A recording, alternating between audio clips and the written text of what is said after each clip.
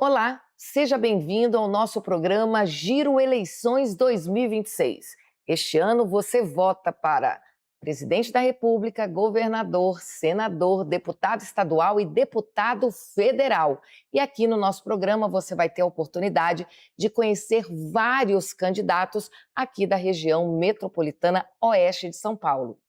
Aliás, se você ainda não é inscrito no nosso canal, faça isso agora. E não esqueça de acionar o nosso sininho para receber todas as nossas notificações. E é claro que para a bancada do Giro Eleições 2026, não poderia faltar ela, a nossa especialista, chefe de redação do Jornal Giro SA, Vanessa Dainese, muito bem-vinda.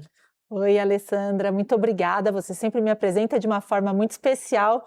Fico muito feliz com o seu carinho e eu quero agradecer a todos que acompanham sempre aqui o nosso giro nas eleições 2026, um momento aí importantíssimo, né, esse ano que nós temos, o período eleitoral, então, um momento em que a gente tem que prestar muita atenção, ouvir bastante as propostas, conhecer trajetórias, para a gente fazer aquela escolha consciente. É o que eu sempre comento aqui com a Alessandra, a gente sempre fala, né? Hoje, nessa eleição, nós vamos escolher bastante candidatos, né? Tem voto para presidente, voto para senador, que são dois, né? Voto para deputado federal e estadual, mas é um voto ali rápido, né? Governador, mas é um momento assim muito rápido, né? Aquele momento ali na urna, você e a urna é muito rápido, mas é uma decisão que impacta aí na sua vida por 4 anos. Então, ela tem que ser feita de forma consciente, né, Alessandra? Exatamente, porque já imaginou você dar o seu voto para alguém que depois, durante 4 anos, você não vai confiar mais? Então presta atenção, fique ligada aqui no Giro Eleições 2026 e hoje a gente está trazendo mais um candidato. Ele que é candidato a deputado federal pelo Avante. Vou falar um pouquinho a apresentação dessa pessoa que está aqui conosco. Ele nasceu na cidade de Uraí, no Paraná, construiu uma grande parte de sua trajetória no interior de São Paulo. Olha só, ele é sacerdote, comunicador e candidato a deputado federal. Foi ordenado a padre em 1997 e atuou em comunidades como Pirapora do Bom Jesus, Salto Santana de Parnaíba e atualmente está em Louveira. Também construiu carreira na comunicação, com passagem pelo rádio, televisão e comunicação institucional da Igreja Católica, além de reunir mais de 500 mil de seguidores nas redes sociais. Em 2018, ele já disputou pela primeira vez uma vaga na Câmara dos Deputados e recebeu quase 50 mil votos. Agora, retorna à disputa eleitoral em 2026, buscando uma cadeira como deputado federal. E o nosso convidado de hoje, seja muito bem-vindo, é o padre Silvio Andrei Rodrigues, do Avante.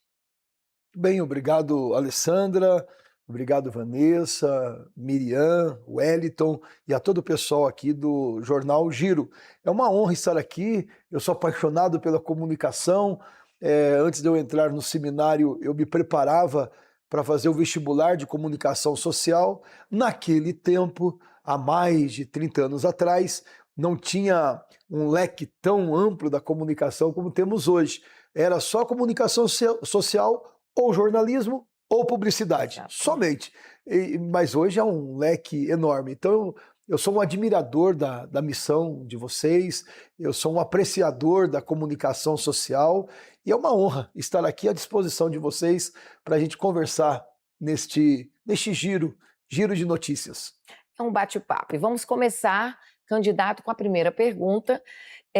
Mas antes de falarmos da candidatura, como a sua história de vida e sua trajetória como sacerdote influenciaram a decisão de entrar na política? A minha história de vida começa com uma luta. Eu sou o quarto filho do casal Ovídio Rodrigues e Nélia Aparecida Rodrigues. A minha mãe, quando ficou grávida de mim, nós morávamos num lugar muito pequeno, um distrito de Cornélio Procópio, lá no Paraná, chamado Congonhas, e não tínhamos tanto acesso à medicina. Então, como eu era um bebê que praticamente não me mexia no ventre da minha mãe, havia uma suspeita que não fosse gravidez, que fosse um quisto. E o médico até propôs de retirar o quisto. A minha mãe, aquela intuição feminina, aquele sétimo sentido da mulher, disse, não quero que tire. Se não for um filho, eu prefiro correr o risco, mas esperar para ver. Então já foi uma luta para nascer. Eu nasci no ano de 70, quando o Brasil foi tricampeão mundial. Então eu digo que a minha história começa com uma luta para nascer. Eu agradeço a Deus e a minha mãe pela teimosia em insistir em manter a gravidez até o fim, mesmo sem ter certeza se era uma gravidez ou se era um quisto. Eu nasci com uma limitação, que eu não tinha, a minha língua era presa, então eu tinha dificuldades para falar, aí mais uma luta. Não é que eu era mudo, não, eu falava, mas falava errado. Eu trocava o R pelo L, e como eu tinha vergonha, então não falava, então eu era muito quietinho. Fui passar por um procedimento cirúrgico com quase 9 anos de idade. E a primeira palavra que eu falei corretamente foi Terezinha, me lembro como se fosse hoje. Mas nunca reclamei disso tudo, não. Eu conto como essa história também influenciou na minha decisão de me tornar candidato hoje a deputado federal, como fui também em 2018, como você bem disse aí na apresentação. E aí a vida, eu sempre digo que é uma luta. A vida é uma grande luta. Do nascer até o seu declínio natural é uma luta. E por ser de família de origem bastante pobre, que tivemos sempre que lutar com a vida, então eu carrego comigo também aquilo que milhões de brasileiros carregam, que tem que lutar com a vida para poder viver e viver com dignidade. Entrei no seminário em 88, já são quase 40 anos que eu estou, desde da entrada no seminário até o dia de hoje, quase 40 anos nesta vida ligada ao ministério sacerdotal.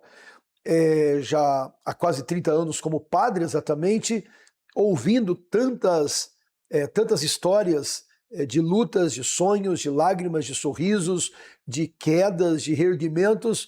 Eu penso que tudo isso influenciou para que eu tomasse a firme decisão, neste cenário complexo que vivemos no momento atual, de ser, sim, candidato a deputado federal. Então, toda a minha história, antes do seminário, durante o seminário, como padre, tudo que eu já vivi na minha vida, a minha história pessoal também, de acertos e de erros, de tropeços e superações, me influenciaram e fizeram com que eu decidisse a me expor, a colocar a minha cara a tapa e ser uma das opções nessas eleições de 2026 aqui no estado de São Paulo como candidato a deputado federal. Candidato, boa noite, seja bem-vindo, ao Giro nas Eleições. A minha pergunta para o senhor é a seguinte: o senhor já foi candidato, em 2018, teve uma votação bastante expressiva, mais de 47 mil votos. Eu queria que o senhor falasse o que mudou, de 2018 para cá e por que o senhor acredita que agora é o momento certo de retornar à disputa eleitoral. Em 2018, eu fiz votos em 474 municípios do estado de São Paulo. 474 dos 645. É um número também expressivo, onde a minha candidatura conseguiu chegar. Naquela ocasião, eu tinha 12 mil seguidores no Instagram, se eu não me engano, e 65 mil seguidores no Facebook. Em 2018, as pessoas usavam mais o Facebook do que o Instagram. E penso até que foi isso que fez com que eu recebesse votos em 474 municípios. Mas em 2018 eu tinha o sonho, o idealismo. Eu não sabia exatamente o que era enfrentar uma candidatura. Eu não sabia exatamente o que era se expor disputando um pleito eleitoral. Foi um grande aprendizado para mim. Eu acredito que Deus sabe de todas as coisas. Eu teria sido eleito em outros partidos naquela eleição de 2018, se eu estivesse no PSL, por exemplo, se eu estivesse no PDT, por exemplo, enfim, em vários partidos eu teria sido eleito com a votação que eu tive. Não fui eleito, porque eu acredito que não era a hora de eu ser eleito. Não estava pronto, não estava preparado. E não que eu esteja 100% preparado agora, porque, como diz Augusto Cury, nós somos eternos aprendizes. Nós somos mestres e discípulos ao mesmo tempo até o fim da vida. Sempre temos algo a mais para aprender. Mas o que mudou de 2018 para 2026? Aumentou a minha indignação. A minha indignação é diante de um quadro em que a política, muitas vezes, os políticos, muitas vezes, não chegam nas bases, não têm proximidade com a população, com o eleitor. Existem políticos e políticos. Existem muitos políticos profissionais, mas que não têm esse contato com a dor do ser humano, com a necessidade verdadeira. Na minha avaliação, sem julgamento, eu vejo que muitos políticos sabem na teoria, mas não sabem na prática qual é a verdadeira dor de cada cidadão, de cada família. E eu acredito que de 2018 para cá, até mesmo pela minha idade e pelo meu tempo de exercício do ministério sacerdotal, eu amadureci mais nesse sentido também. Ouvindo as pessoas, fazendo parte das dores das pessoas, e o que me toca exatamente é isto, e o que me motiva é exatamente isso. Como que eu posso, como político, como deputado, transformar a dor de uma pessoa, de uma família, num projeto de lei, numa lei que vai favorecer não só aquela pessoa, mas a população brasileira, porque o deputado federal não é só trazer verba para essa ou aquela região, para essa ou aquela cidade, é pensar no Brasil, é deputado federal, é o Congresso Nacional, é projeto de lei ou projetos de lei que vão influenciar diretamente na vida do dia a dia das pessoas. Então, assim, resumidamente, o que mudou? A minha indignação aumentou e o meu idealismo também aumentou. A minha vontade, a minha força de vontade de fazer alguma coisa, de tentar realmente levar a minha experiência como sacerdote, a minha experiência, a minha história de vida lá, exatamente lá no Congresso Nacional, conhecer ainda mais esta política por dentro e fazer de tudo mesmo, 4 anos de mandato para que as coisas aconteçam e cheguem na base e nas pessoas, desde as cidades mais pequenas até aos grandes centros urbanos. Candidato, o senhor falou que ouve bastante, né, as pessoas. O fato do senhor ser padre dá uma proximidade muito grande com as pessoas. E o senhor está falando de ouvir. Qual hoje, no seu ponto de vista, é a principal demanda da população mais carente? Saúde, as filas, as esperas para os exames, para as cirurgias. Quando eu trabalhava em Pirapora do Bom Jesus, quando eu trabalhava aqui em Santana de Parnaíba, eu ouvia, por exemplo, moças dizerem que precisava esperar 6 meses para uma mamografia, por exemplo, um exemplo. E vou dizer já, assim, antecipadamente, o que me fez decidir, assim, porque não é fácil um padre decidir ser candidato. A cultura, a nossa cultura, sobretudo na nossa região, não está acostumada em ver padres candidatos. Embora eu não seja o único, nem o primeiro e seguramente não serei o último padre candidato. Se eu não me engano, nessas eleições tem 10 padres candidatos pelo Brasil afora. No estado de São Paulo temos um padre prefeito, na cidade de Catanduva, que é o padre Oswaldo. Enfim, mas não é fácil um padre decidir ser candidato. E o que foi que me fez decidir mesmo? Eu estava em dúvida, não posso negar. Eu tinha dúvida entre ser ou não ser candidato. Mas o dia que eu falei, vou ser, foi quando uma família me procurou pedindo que eu rezasse, mas que eu intermediasse também para que o prefeito ou alguém da prefeitura ajudasse a família a operar o pai, porque havia um pedido médico, uma ordem médica, que aquela pessoa precisava de uma cirurgia com urgência. Eu rezei pela pessoa e fiz o que a família pediu. Conversei com o prefeito pediu para eu falar com a secretária particular dele, eu falei com a secretária particular dele, que pediu para eu falar com o secretário, um outro secretário que eu falei também, e falaram para eu falar com outra pessoa, e com outra pessoa, e eu falei com todos que tinha que falar. E aquela cirurgia não saía, até que alguém da família entrou em contato comigo e falou: padre, não precisa mais pedir. Eu falei: ai, que bom, deu certo então, a cirurgia saiu. E aí a pessoa falou: não, o meu pai morreu. E o pai morreu sem a cirurgia. Alguém pode dizer: ah, mas poderia morrer mesmo tendo feito a cirurgia. É verdade, poderia ter morrido. Muitas pessoas morrem mesmo fazendo a cirurgia, mas pelo menos fez a cirurgia. Pelo menos tentou fazer a cirurgia.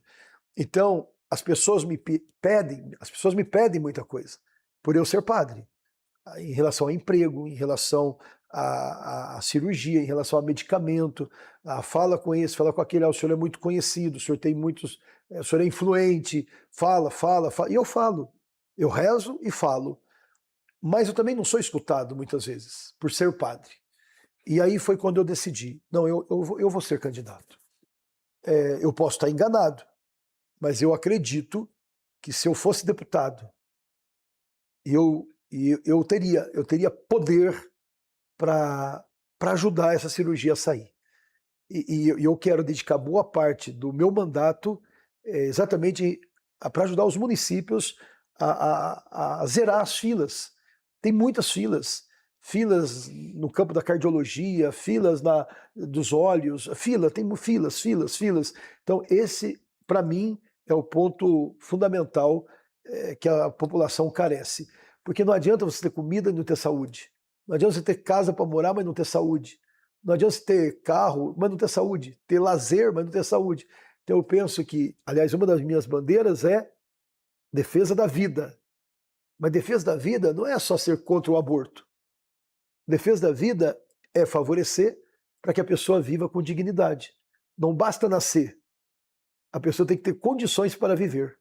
E essa é uma das minhas bandeiras. Okay. Inclusive, no seu Instagram, o senhor tem uma frase lá que fala toda vida importa, e também achei legal, amigo dos pets. Eu faço um trabalho de resgate de pets, sabe? E não é que eu queira, não. E às vezes as pessoas podem pensar, é porque é candidato, quer tirar proveito. Não, eu tenho um cachorro que mora comigo já faz quase 9 anos, o Thor. Peço até desculpas de falar, tem gente que nem compreende isso, mas dorme na minha cama. Às vezes ele dorme no meu lugar, ele quer o meu lugar, talvez porque tem o meu cheiro, né? E aonde eu passo, domingo, por exemplo, eu estava em Cesário Lange, fui lá no encontro de carros antigos. Eu cheguei na feira, encostou um cachorro em mim. E ele chega, encosta, parece que ele encontra segurança perto de mim. Então eu sou um defensor da causa animal, no sentido assim, tolerância zero para maus tratos, para abandonos, porque todas as vidas importam. Independentemente da religião de cada pessoa, São Francisco é um ícone para os católicos, mas um ícone também, um exemplo para os que não são católicos. Tem muitos budistas, hinduístas, evangélicos, cristãos que admiram a história de São Francisco. E neste ano, faz 800 anos de São Francisco. E as eleições vão ser no dia de São Francisco, 4 de outubro. Então eu me inspiro muito em São Francisco, esse respeito à vida da natureza. Se a gente matar os rios, se a gente matar a natureza, se a gente matar, enfim, o meio ambiente, a gente está matando a vida.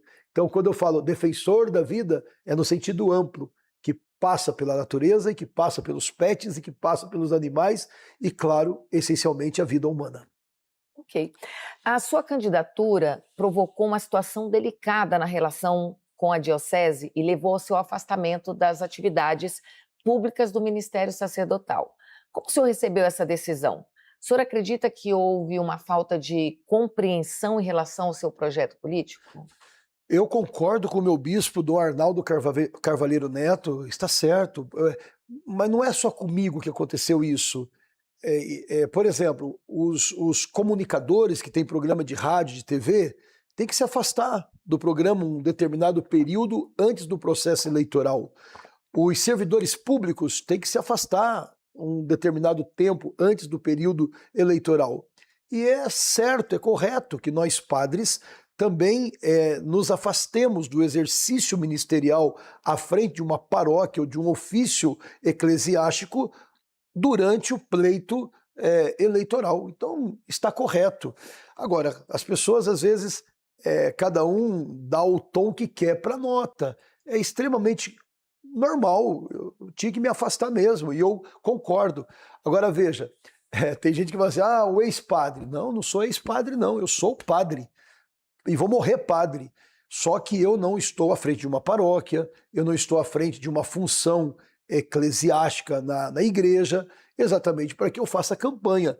Imagine só, eu vou rezar missa para 1.000 pessoas e aí pedir voto. Não está certo, tem que me afastar mesmo. Não posso tirar proveito do meu ofício, no meu exercício ministerial, em prol da minha candidatura. Então está tudo certo, está normal. Passando o pleito eleitoral, eu vou voltar a exercer o ministério como de costume, fazer o que padre faz. Mas, por exemplo, há um detalhe interessante que nem sempre as pessoas sabem. Inclusive está na nota da diocese. Eu posso rezar missa todos os dias. E eu rezo. Só não rezo missa para um público, missa pública, reunir pessoas para rezar missa.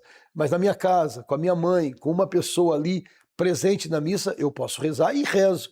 Então, se eu estivesse afastado, se eu não fosse padre, eu não poderia rezar missa. Na nota da diocese, todas as vezes que o bispo se refere a mim, ele se refere reverendíssimo padre Silvio Andrei Rodrigues.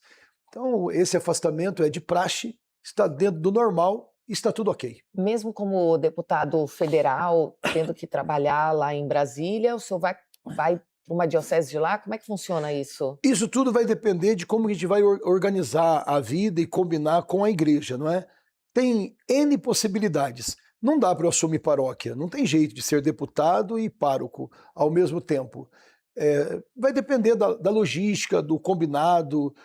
Tem padres que ficam licenciados durante o mandato, tem padres que rezam missa durante o mandato. O padre Oswaldo, que é o prefeito de Catanduva, ele reza a missa todos os dias, mas não tem uma paróquia, não tem uma comunidade. Assim como muitos padres que estão, por exemplo, são cantores e não tem paróquia, que são médicos e não tem paróquia, que são arquitetos, engenheiros, professores e não tem paróquia. A igreja, ela é universal, tem lugar para todo mundo. O senhor falou da questão da saúde, né, que é uma das suas principais bandeiras, também falou da causa animal. Eu queria que o senhor falasse outras bandeiras que o senhor pretende defender na Câmara dos Deputados, caso o senhor seja eleito. Eu resumo assim, porque todo mundo pergunta para a gente qual é a sua causa, quais são suas bandeiras. Eu tenho resumido em três campos, em relação à família, a defesa da família, no sentido assim, a família com condições de ter uma estrutura familiar. Isso está ligado à subsidiariedade, questão do trabalho, a dignidade de vida da família. Defender a família é defender as condições para que a família exista e subsista. Ou seja, políticas públicas que favoreçam a estabilidade da família. Então envolve um monte de coisa. A violência doméstica, estar atento a essa questão da violência doméstica, estar atento às condições da família ganhar o pão nosso de cada dia para a sua subsistência. Depois a defesa da vida, que eu falei que é nesse sentido amplo, que não é só dizer eu sou contra o aborto, eu sou 100% contra o aborto, mas não basta dizer que é contra o aborto. E a criança que nasce? Qual é a condição que essa mãe vai ter para criar, que essa família vai ter para criar? E as políticas públicas para a infância, para a adolescência, para a juventude? Depois também a questão da liberdade religiosa, que essa questão seja garantida. O Estado é laico, mas o povo é religioso. Independentemente da religião de cada um, as pessoas têm que ter a liberdade de expressar a sua vida religiosa, a sua dimensão espiritual. E isso tem que ser salvaguardado pelo Estado, mesmo o Estado sendo laico. Mas a religiosidade do seu povo tem que ser respeitada. Eu digo também o seguinte, eu não me apresento como um salvador da pátria, porque não sou e não serei. E eu gosto sempre de recorrer a um pensamento de Madre Teresa de Calcutá, que morreu socorrendo os pobres. Ela era médica. E ela dizia o seguinte, o que a gente faz é uma gotinha no oceano. Mas para que Mas para que esse oceano seja completo, essa gotinha é necessária. Então, todas as minhas bandeiras, tudo aquilo que eu penso em fazer, e eu não sei tudo também, quero me cercar de pessoas que são técnicas, de pessoas que vão me ajudar a elaborar projetos de lei dentro dessas bandeiras que são bandeiras essenciais para mim, para que o meu mandato seja, nem que seja uma gotinha no oceano, mas que seja uma gotinha no oceano. O senhor falou dessa questão de ser uma gotinha no oceano e a gente vê o Congresso, né, a Câmara dos Deputados são 513 parlamentares, né? Como que o senhor pretende atuar para que os seus projetos, né, sendo eleito, eles sejam de fato aprovados? Porque a gente vê que tem grandes ideias, projetos interessantes que muitas vezes o parlamentar passa, acaba o mandato, muitas vezes não se reelege e o projeto não foi votado. Então, como que vai ser seu posicionamento diante desse cenário de tantos parlamentares? O Estado de São Paulo tem 70 cadeiras. São 70 deputados do Estado de São Paulo, dentro desses 513 do Congresso Nacional. É parlamento. Parlamento vem de parlar, falar, conversar. Então, como padre, a gente é um líder na sociedade, mas um líder não é aquele que tem a verdade só com ele, mas é aquele que está disposto a falar e ouvir. O grande comunicador não é aquele que só fala. O grande comunicador, como dizia um grande comunicador que eu conheci, é um grande ouvidor. Então eu pretendo conversar com o parlamento, entrar nas comissões do Congresso Nacional, conquistar o apoio de parlamentares para que os projetos possam andar. Eu ouvi uma entrevista ontem do ex-senador Álvaro Dias. Ele já não é mais senador e não é candidato desta vez. Ele disse que tem pelo menos 13 projetos dele lá parados e ele teme que vão ficar na gaveta. Ele diz que vai apoiar deputados ou quem quer que seja que assumiram o compromisso de levar adiante os projetos dele. Então, eu não quero que meus projetos fiquem nas gavetas. Eu não quero que meus projetos caiam no esquecimento. Eu quero convencer com argumentos, apresentar projetos que sejam razoáveis e viáveis, dialogando com os meus pares e conquistando apoio para que os projetos possam ir à frente. O senhor já falou um pouco aí sobre o aborto. A gente sabe que o aborto em si é marcado muito por uma questão de posições ideológicas, né? Além de defender as suas convicções pessoais e religiosas, que políticas públicas o senhor defende para apoiar a mulher? A gente sabe, a gente tem visto que cada vez mais tem acontecido feminicídios, né? Tá uma coisa assim alarmante. E tem aumentado. Aumentado muito. As pessoas, as mulheres estão sendo mortas de uma maneira muito banal e cada vez mais cruel. O senhor tem algum olhar para esse tipo de situação? Meu olhar é 100% voltado para essa questão da violência contra a mulher, contra a criança, contra o idoso. Tem muitos idosos que são agredidos, muitos que são violentados, enfim, violentados moralmente, financeiramente e por aí vai. Tem na filosofia política, tem um filósofo chamado Thomas Hobbes, e numa das suas obras ele escreve: o homem é lobo do próprio homem. Eu vi isso lá na filosofia, quando eu estudei em 91, 92 e 93. E passado tanto tempo, hoje, mais do que nunca, parece que Thomas Hobbes tinha razão. O ser humano tem sido lobo do ser humano. E a violência tem aumentado, a violência contra a criança, a questão da pedofilia, enfim, é uma coisa horrorosa. Aristóteles dizia assim: o homem nasceu para ser uma pessoa boa, o ser humano nasceu para ser bom. A origem natural do ser humano é uma origem boa, nascemos para sermos bons, mas acontece alguma coisa no caminho que desvia o ser humano. Então, eu particularmente, eu me choco com a violência. Eu fico, assim, não assustado, mas eu fico triste quando eu vejo a violência. Triste mesmo. A que ponto nós chegamos? Quem deveria proteger acaba sendo aquele que acaba agredindo. É inaceitável que um homem bata numa mulher. É inaceitável. Nada justifica. Nada. Nada. Não tem justificativa para a violência.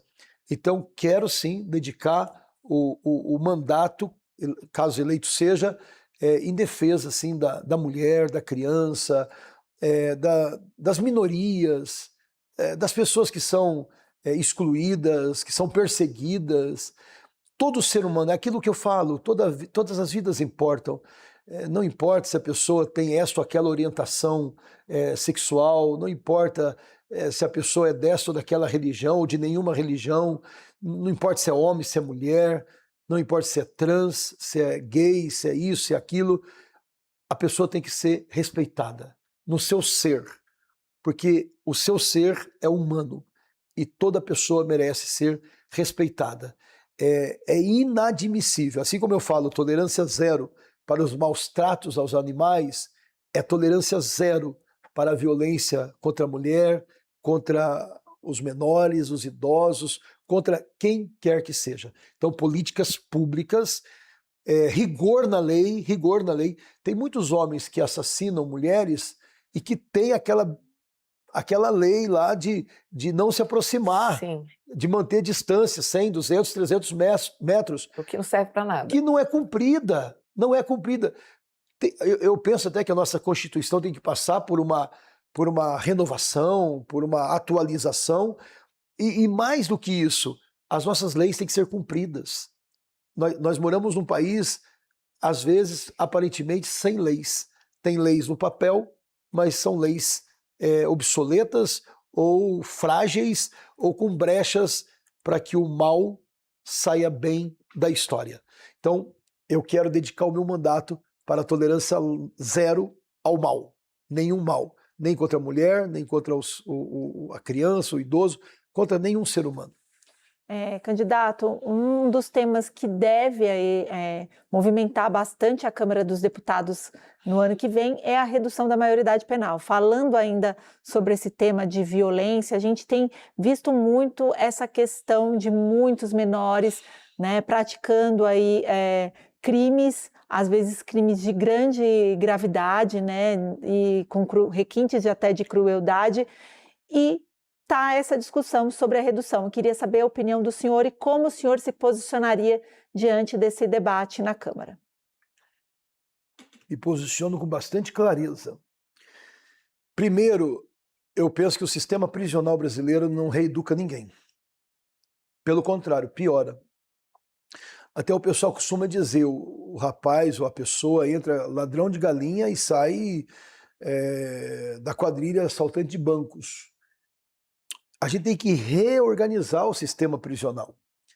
O preso não pode ficar parado, tem que trabalhar, tem que ganhar o sustento para ele, para a família dele e até para a família que foi prejudicada com a violência que ele praticou. O Brasil tem terras imensas que daria muito bem para construirmos penitenciárias agrícolas ou outras espécies de trabalho. Eu sou a favor de que o preso cumpra o tempo que tiver que ser cumprido e que produza. O preso não pode ser um inativo. Ele tem que produzir. Produzir para ele, produzir para a família dele e produzir para a família que foi machucada por ele, ferida por ele. Em relação à sua pergunta, objetivamente, eu sou a favor, sim, de que um jovem de 16 anos que pratique uma violência, uma atrocidade, um homicídio, que ele responda pelo crime.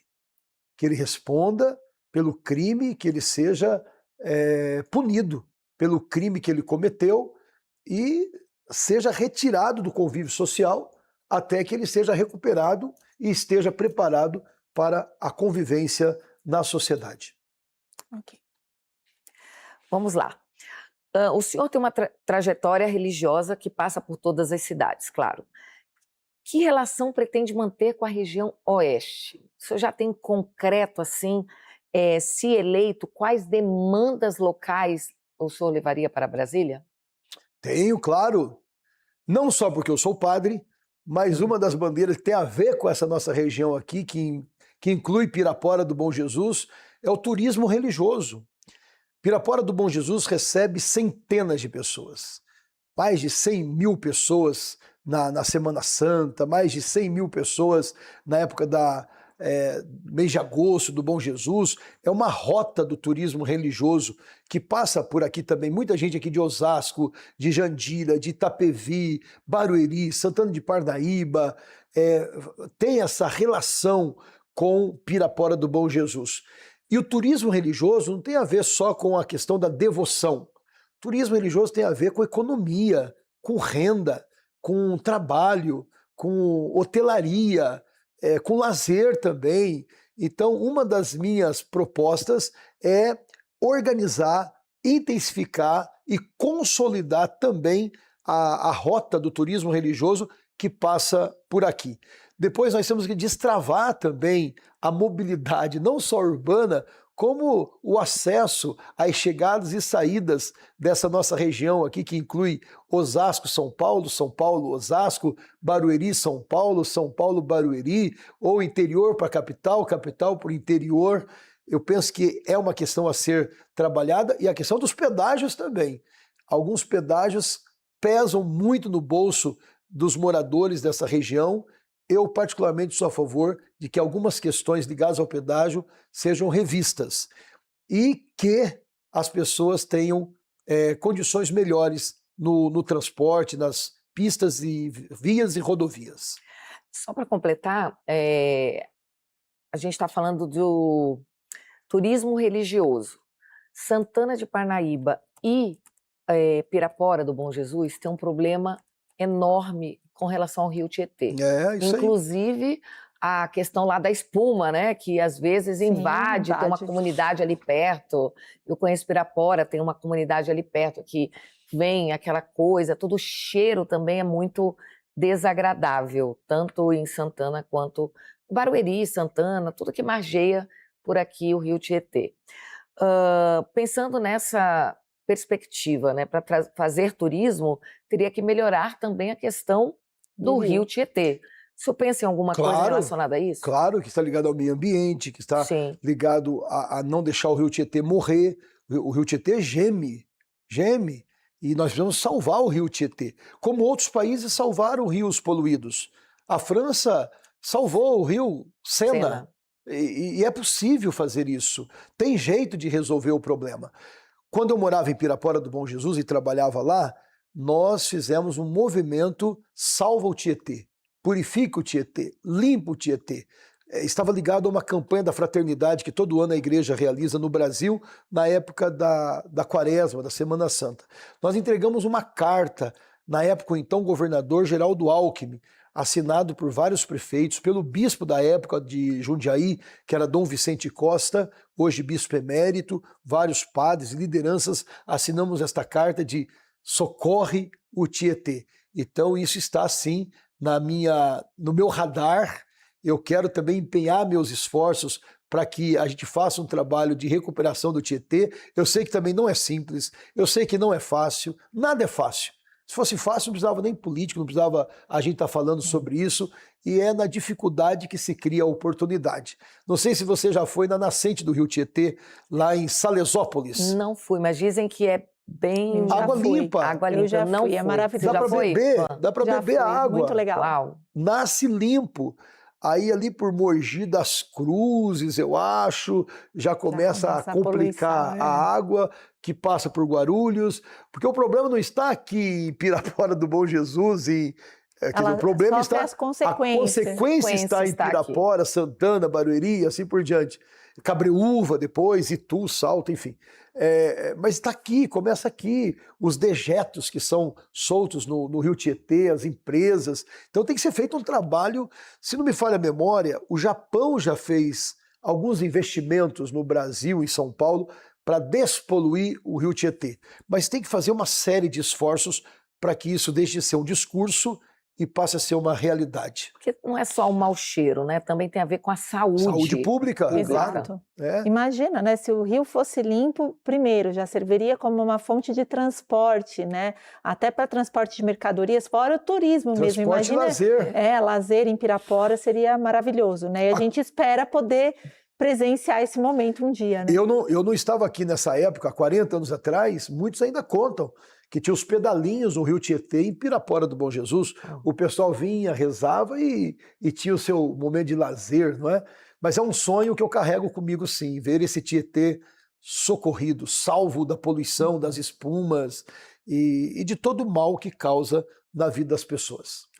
Candidata, aproveitando para falar ainda um pouco dessa relação de proximidade com as cidades aqui da região, especificamente com Pirapora e Parnaíba, na qual o senhor atuou, eu queria que o senhor avaliasse um pouco, né, como que o senhor vê as gestões hoje das duas cidades, já que o senhor tem grande influência nessas duas cidades, e como que o senhor pretende aí manter uma relação tanto com o prefeito de Pirapora, o Gregório, como com o prefeito de Santana de Parnaíba, o Elvis César, caso o senhor seja eleito, aí para ajudar essas duas cidades, que eu sei que o senhor tem um carinho especial por elas. Eu quero manter uma relação de parceria, não somente com o prefeito Gregório, não somente com o prefeito Elvis, com o prefeito Cauã, com o prefeito Beto de Barueri, como os prefeitos todos. Eu tenho falado, pode parecer sonhador, mas é o que eu quero. Eu quero ser um deputado municipalista. Eu quero ser um deputado dos 645 municípios do estado de São Paulo, claro, priorizando as regiões que eu mais conheço, que eu mais atuo, mas eu quero pensar em cada município do estado de São Paulo. No período da pré-campanha, eu estive numa cidade chamada Caiabu, que fica lá no Pontal do Paranapanema, na Sorocabana, lá na região de Presidente Prudente.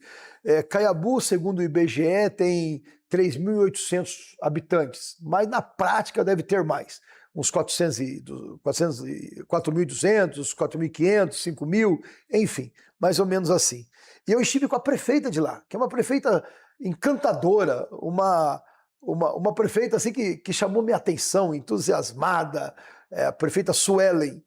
E eu falei para ela, olha, se eu for eleito, a minha primeira emenda parlamentar vai ser destinada a Caiabu, porque eu quero ser um deputado municipalista que não ajuda os municípios pensando no número de eleitores que o município tem, mas por conta das necessidades que cada município tem. Então, respondendo a sua pergunta, eu quero ser um deputado municipalista, quero estabelecer parcerias com os prefeitos das cidades aqui da região oeste do estado de São Paulo, independentemente do partido que o prefeito se é do meu, se não é do meu, se fomos já adversários algum dia ou não no campo da política, independentemente de qualquer coisa, eu quero ser um deputado parceiro dos prefeitos. E passa também pela questão do saneamento básico, do tratamento de esgoto, que ainda é bastante deficitário em algumas cidades da nossa região.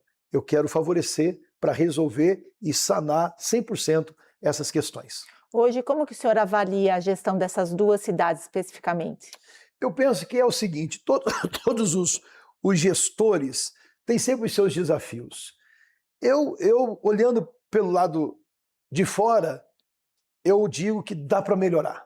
Dá para melhorar Pirapora do Bom Jesus, dá para melhorar Santana de Parnaíba, dá para melhorar as condições de vida daqueles que moram nessas cidades mencionadas por você. Dá para melhorar, dá para ser melhor. Pirapora do Bom Jesus está tão pertinho da capital, muitas cidades avançaram bastante aqui na nossa região, então é possível que Pirapora melhore, é possível fazer um trabalho para trazer mais emprego para a cidade de Pirapora do Bom Jesus, é possível colocar Pirapora do Bom Jesus ainda mais no roteiro das empresas, dos investimentos, da implantação de empresas, geração de emprego e geração de renda para os que moram em Pirapora do Bom Jesus.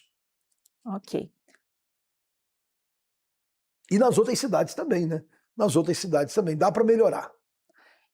Eu gostaria de perguntar para o senhor um pouco sobre a polarização, né? Lá na Câmara a gente vê uma polarização intensa de Disputa entre esquerda, direita, e muitas vezes a religião acaba ali envolvida nesse meio. Queria que o senhor falasse como que o senhor vê todo esse cenário atual, né, e como que vai ser, né, o seu posicionamento dialogando tanto com esquerda, direita e mantendo essa questão da religião aí também com a bancada religiosa. Eu penso que a polarização tem feito muito mal para todos nós. Quando eu era criança, tinha dois lados somente: Arena e MDB. Tinha só esses dois lados, Arena e MDB.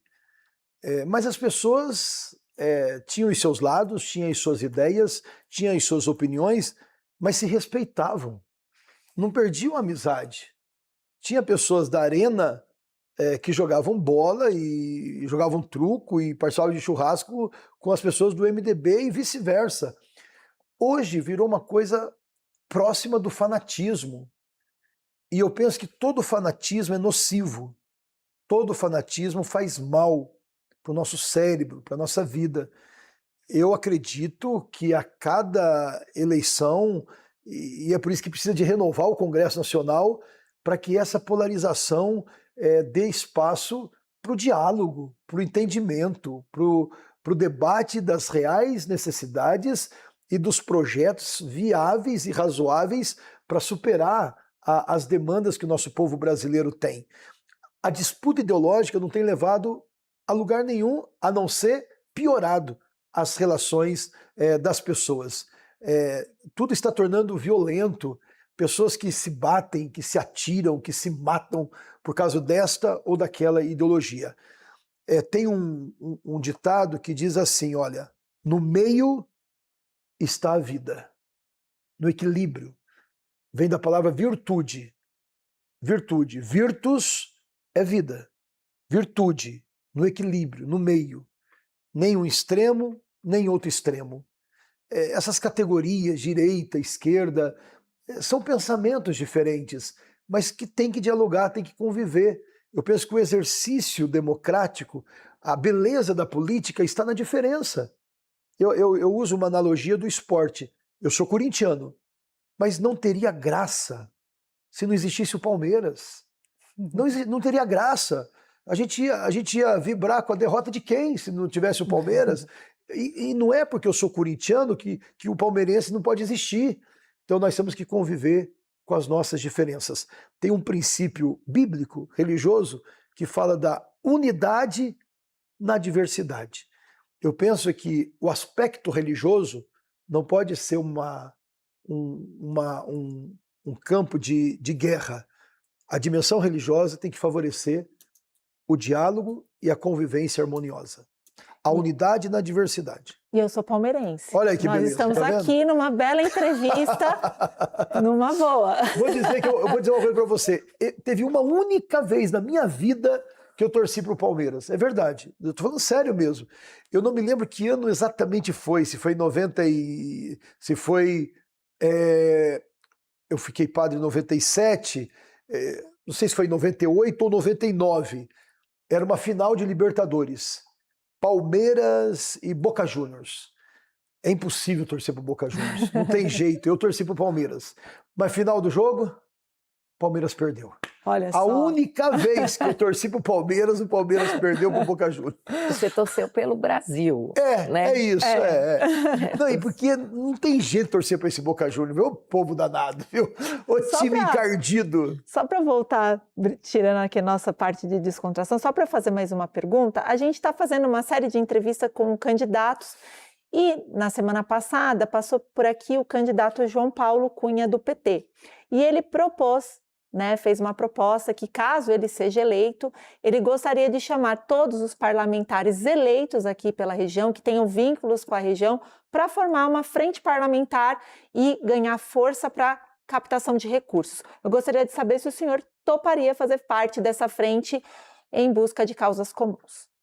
Se o ex-deputado João Paulo Cunha, ex-presidente da Câmara Nacional, do Congresso Nacional, for eleito, e eu for eleito, tomara que ele me chame, tomara que ele me convide, sim. Aliás, eu o conheço, ele também é romeiro, ele também vai a Pirapora do Bom Jesus. Eu o conheci em Pirapora, quando eu era pároco em Pirapora do Bom Jesus. Então, tenha certeza disso, que eu aceitarei com muito gosto fazer parte dessa frente parlamentar, porque, olha, de verdade mesmo, eu tenho uma relação muito grande com o povo dessa região. Eu já celebrei missa em praticamente todas essas cidades aqui, Itapevi, Jandira, Osasco, Barueri. Eu tenho muitos amigos padres que atuam aqui nessa região oeste, Santana de Parnaíba. Eu já rezei missa em todas as paróquias de Santana de Parnaíba, e muitas vezes, por sinal, além de ter sido pároco na região da Fazendinha, da paróquia Nossa Senhora do Rosário. Então, evidentemente, que todos os esforços bons que forem feitos para o bem dessa região, eu sendo eleito, e tomara que eu seja, estou trabalhando por isso, eu estarei junto. Tudo que for para o bem da nossa região, do nosso estado, do nosso país, pode contar comigo. Eu ainda quero voltar numa coisinha polêmica para o candidato, que a gente já falou, né, sobre questão de esquerda, direita, daí veio uma curiosidade. Sim. Candidato, a gente sabe que nesses últimos 4 anos aí, quem estava aí no Congresso, essa coisa polarizada, tudo, uma das pautas que mais foi falada, criticadas por um e bandeiras para outros, é a questão do banheiro unissex nas escolas públicas, né, das cidades. Uma polêmica porque eu respondo. Eu queria que o senhor me desse a sua opinião. Eu sou contra banheiro unissex. Eu acho que o banheiro, cada um tem o seu. Uma questão de privacidade. Eu sou a favor. Banheiro para homem, banheiro para mulher. Eu sou a favor. E como é que ficam aquelas pessoas da diversidade? Seria, por exemplo, uma solução ter um terceiro banheiro para que elas possam usar? Para ser bem honesto, eu nunca tive um diálogo com as pessoas, com os trans, sobre este tema. Eu, como deputado, me reuniria com eles. Eu ouviria. Para ser bem honesto, a gente ouve um ou outro, mas tem uma população muito grande de trans. Eu gostaria de ouvi-los. No que eles se sentem mais confortáveis? Porque o que 1, 2, 3, 4, 5 falam não significa que é o pensamento e o desejo da maioria. Eu abriria um diálogo com esse grupo, com os trans de São Paulo, com os trans do Brasil. Porque, de verdade, eu não posso dizer que já conversei com muitos, mas já conversei com alguns que pensam diferente do que alguns expoentes deste meio falam, gritam, debatem. Como eu digo sempre, eu sou do diálogo. Eu não acho que é perca de tempo conversar, dialogar. É importante ouvir não só 1, 2, 3, 4 que tem um microfone, que tem um mandato. Eu ouviria a população trans, por exemplo. Eu abriria um diálogo com eles, eu ouviria os clamores deles. Ok.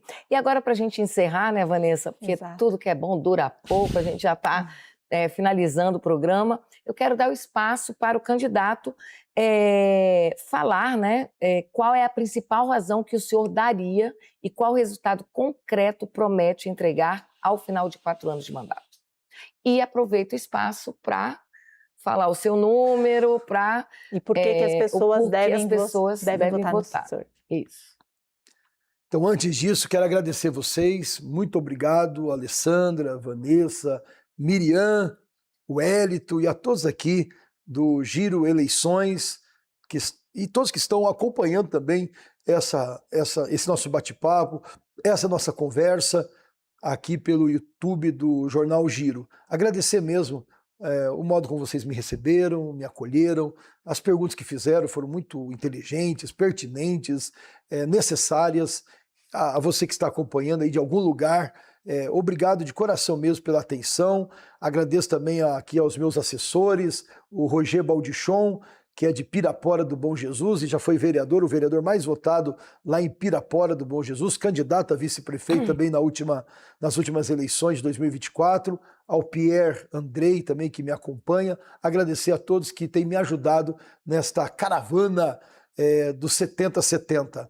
E agora, então, eu digo para vocês, eu sou o padre Silvio Andrei, eu tenho 56 anos de idade, em janeiro faz 30 anos que eu sou padre. Como padre, eu carrego comigo a sensibilidade social, à luz do Evangelho, à luz daquilo que Jesus trouxe para o mundo e para a humanidade, que é pão para quem tem fome. Ele multiplicou os pães e os peixes.